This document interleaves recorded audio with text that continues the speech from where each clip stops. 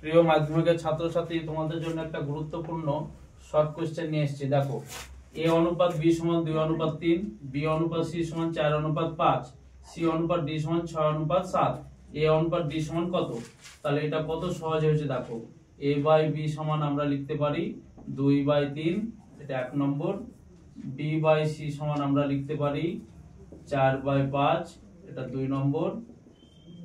বা c by d সমান লিখতে পারি আমরা 6/7, এটা 3 নম্বর। আমরা এখন কি লিখবো?